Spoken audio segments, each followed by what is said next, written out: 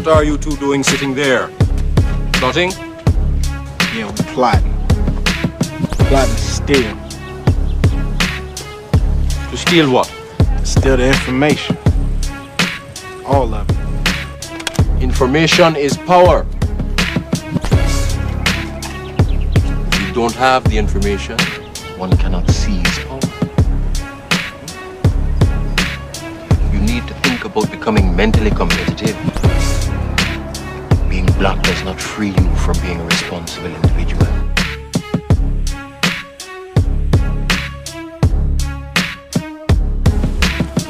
There goes your son.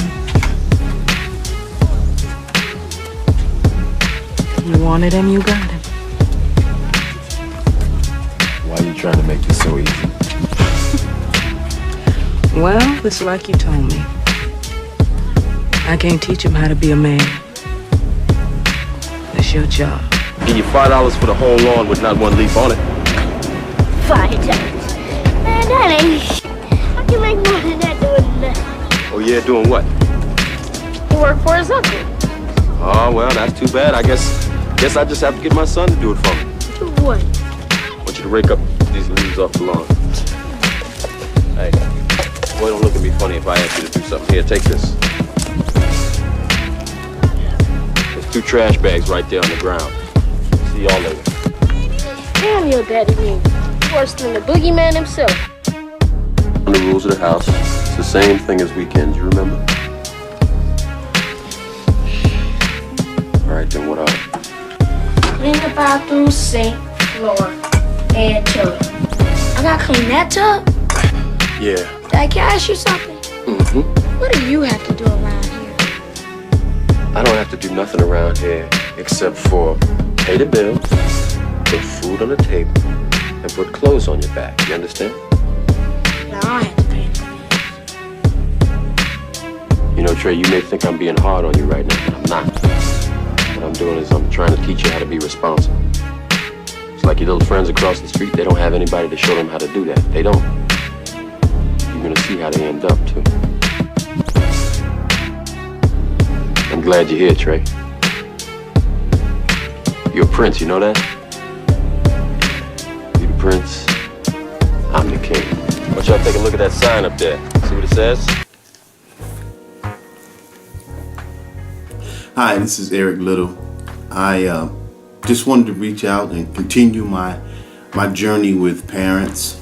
I want to start by saying that I'm not on this journey as a parent, but I'm on this journey as a partner, as a coach, as a advocate, because I know that there is a vast difference between me being a parent, talking to a parent, and me being a advocate who works with children and works with young adults,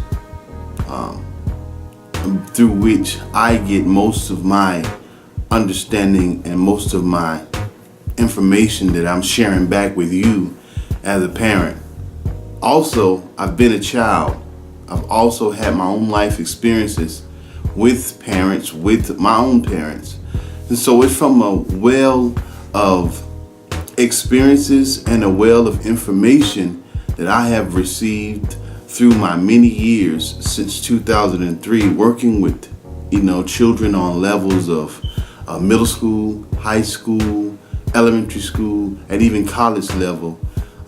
When you deal with students on all different levels and they kind of see you as a safe haven to confide in you information and or thought processes that they're going through about their life or about their family life, it gives you a certain type of experience that I would think that would make me valuable to parents who have children and who are taking their children down the path that I have traveled as an individual. Because I'm 41, I've been a teenager, I've been a elementary school kid, I've been a high school kid, college student, I've been all the things that I've been through all the stages that your child is going to go through. So I just want to kind of qualify some of the things that I'm talking about and some of the things that I will share with that bit of information out there, because I don't want that to be a stumbling block for you. I don't want you to miss the information because you can't move past the fact that he doesn't have a kid. How is he going to talk to us about parenting? Well, it's kind of like going to a doctor who just got out of college, but they don't have any experience doing surgery. We put our life in the hands of people believing that their education and their information was good enough for them to be able to help them. And so I would like for you to look at me as a coach, and if you would say as a doctor who's worked around and with people with concerns, and as a young man of God and pastor, these things put me in a good position to help.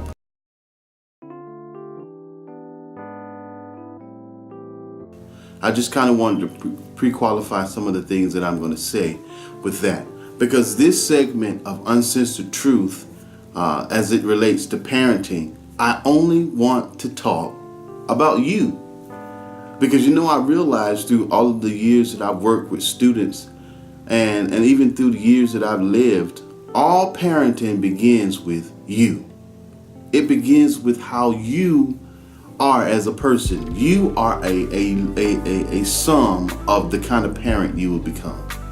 I tell my students this all the time. Wherever you go, you go. And whoever you are, parent, whoever you are, that's who your children will see. That's who your children a lot of times will behold and will become.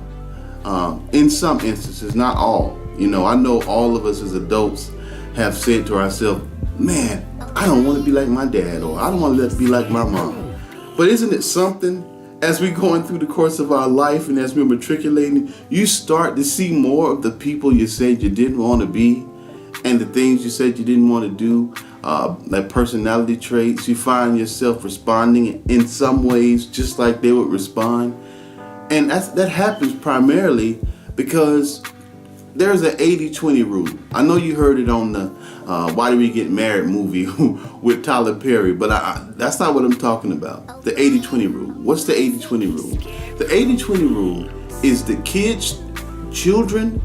your children will do 80%, your children will do 20% of what you say and 80% of what you do.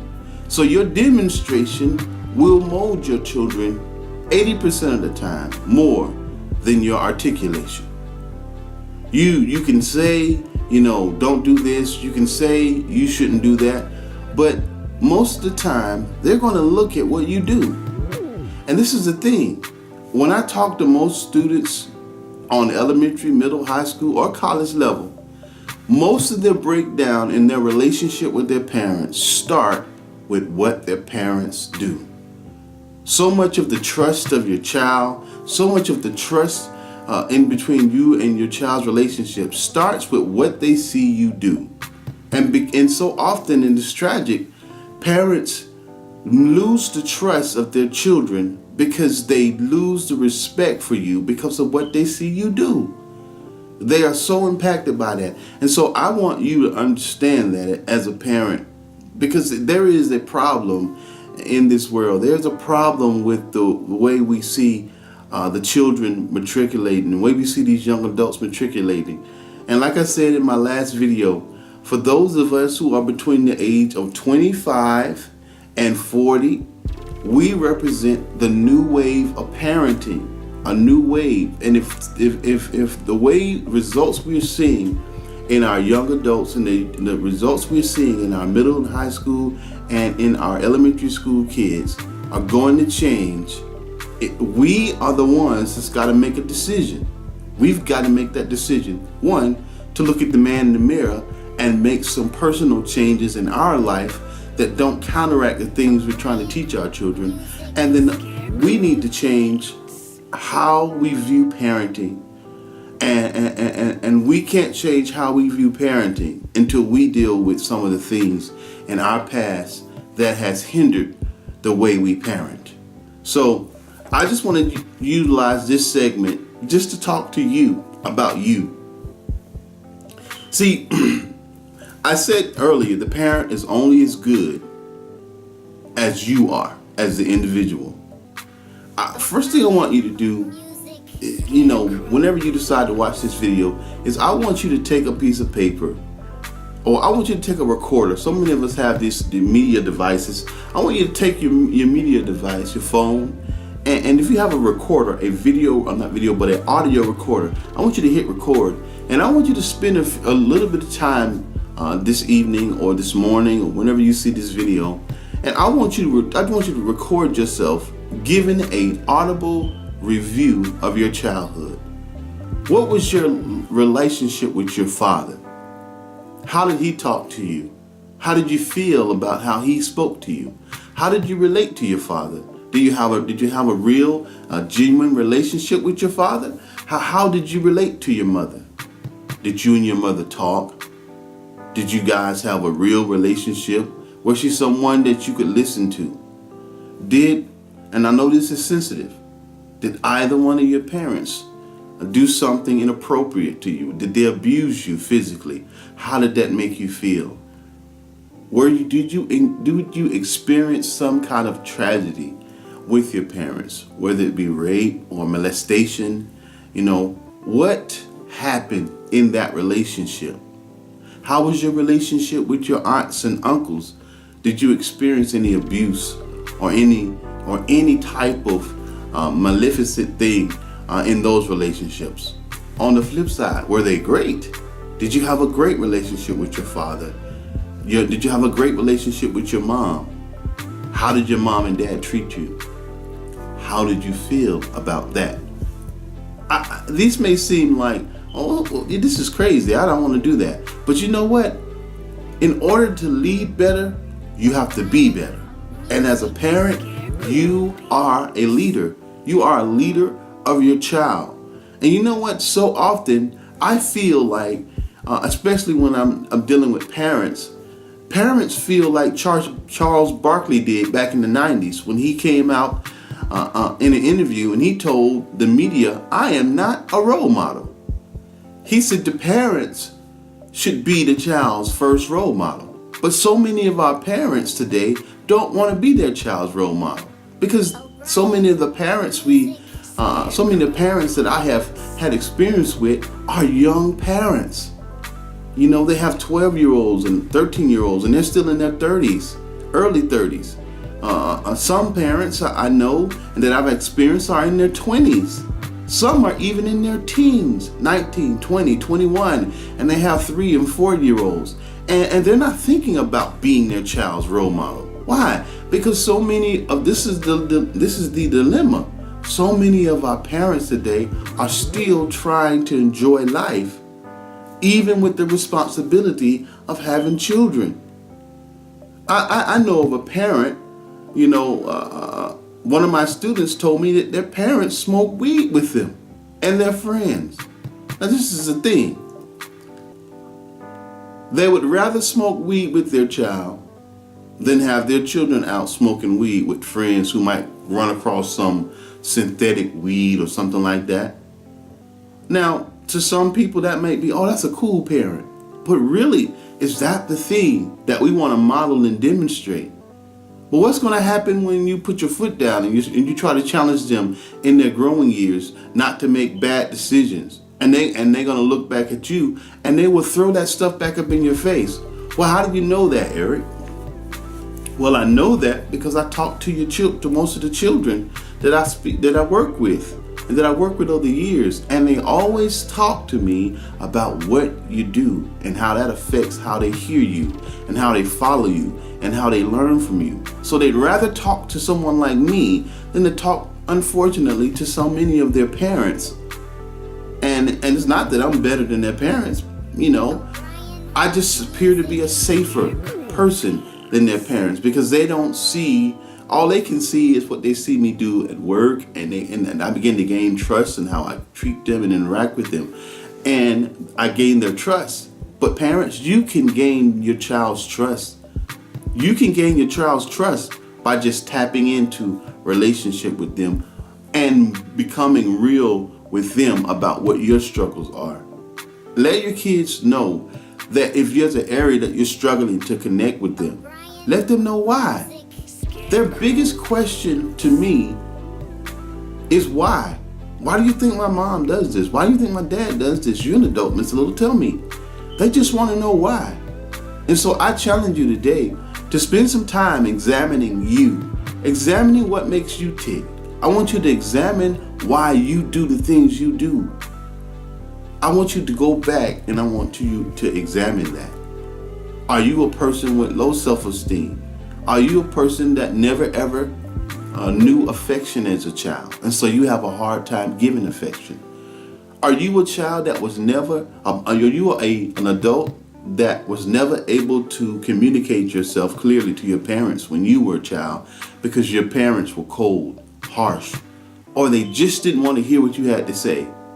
And so it makes it difficult for you to open up to your child, and it even makes it difficult for you to listen to your child because you find yourself, isn't that funny, as an adult, being caught up with all the cares of the world, what you're going to eat, the work, all the things happening at the job, your own personal relationships if you're not married, if you have a significant other, you're concerned about that. And then when it breaks down even further, your physical health. Are you doing well physically? All those things come into play and preoccupy our mind. And sometimes we can run the risk as adults to be focusing on that kind of stuff sometimes and totally miss what's going on in the room, totally miss what's going on with our child. And so I don't want to, get ahead of myself, and I don't want to push so far ahead in this discussion we're having about parenting and about developing of our kids and the developing plan for success for the future generation. I don't want to get ahead in that without stopping and slowing down and challenging you as a parent to really focus on you, because this is where the journey begins, and this is where most of my rebuttal, I'm sure, will come. Because when you become an adult, you tell yourself, I'm grown. You don't want to talk about you, but this is what we have to do. And so I want you to examine your irregularities physically. What are your eating habits like? What is do you promote health and wellness in the way you live? Do you promote health and wellness? Because your children will, a lot of times, like I said, pick up what you pick up. I want you to think about that. I want you also to think about your irregularities emotionally. How do you respond to things that happen to you? How do you respond to things that happened to you in the past? How do you respond to things that happen to you in front of your children? Do you respond out of anger? Are you a listener? Are you a person that just flies off the handle? I want you to examine your behavior, because, your children will only become what they behold. Well, I'm going to change that. Most of our children will rise and fall based on the things they behold. And you are your children's first teacher. Let's meditate and let's work here for a while. I'll meet you in a couple of days and we'll move on further from this point. Remember, wherever you go, you go. You are your child's biggest teacher. Let's rest here.